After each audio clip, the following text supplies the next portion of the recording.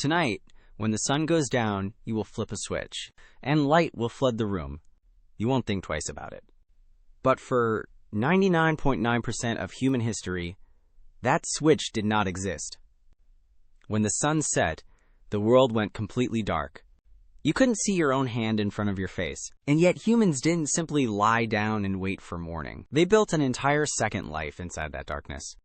One with its own rhythms, its own rituals, and its own forgotten state of consciousness that modern science only rediscovered a few decades ago.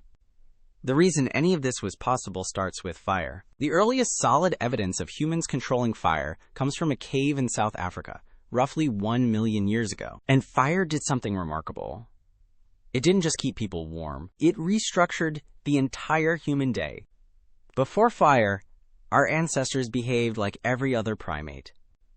When the sun went down, you found shelter and stayed still. Moving at night meant becoming food. A campfire changed that instantly. It created a circle of safety roughly 30 feet wide. Inside that circle, predators stayed away. And for the first time, humans gained something they had never had before: extra hours. Before fire, the useful day ended at sunset. Maybe 12 hours in summer.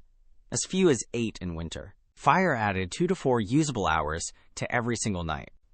And over thousands of generations, those extra hours changed the species.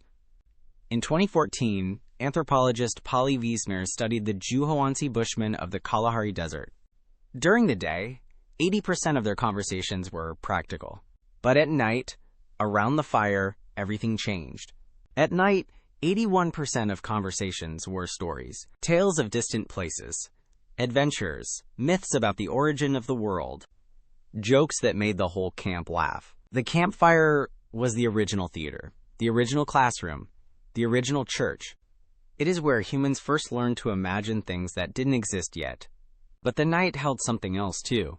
Something scientists only rediscovered in the last 30 years. You were not designed to sleep the way you sleep right now. In 2001, historian Roger Eckertz spent 16 years digging through historical records. Prayer books from the 1400s, court documents, diaries, even passages from Homer's Odyssey, all pointing to the same thing: first sleep and second sleep.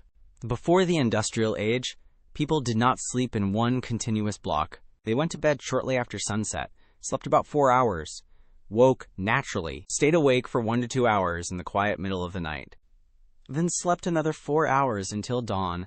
This wasn't insomnia. This was simply how humans slept for thousands of years. And what did people do during that quiet waking window? They visited neighbors. They lay in the dark and thought. They interpreted dreams while they were still fresh. A doctor's manual from the 1500s advised patients that the best time to reflect was during this window. Historians had been reading these references for centuries, but they kept mistranslating first sleep into something else, because they couldn't imagine that humans had ever slept differently than we do now. Then, in 1992, science accidentally proved history right. Psychiatrist Thomas Weir removed all artificial light from a group of volunteers for 1 month. 14 hours of darkness every night, just like the ancient world before fire. Within 2 weeks, every single participant settled into the exact same pattern. 4 hours of sleep, 1 to 3 hours of quiet wakefulness, then 4 more hours of sleep. Nobody told them to do this. It simply emerged, as if an ancient program had been waiting inside them. During that wakeful window, Weir measured elevated levels of prolactin, the same hormone released during deep meditation. So what killed it? Light. In 1879, the electric light bulb arrived, and within a generation, the ancient night was gone. And tonight, when your bedroom goes dark, something ancient might still be waiting inside you. We traded almost all of it for a light switch. Most of us never even noticed it was gone. If you enjoyed this story, please like, subscribe, and share. See you in the next video.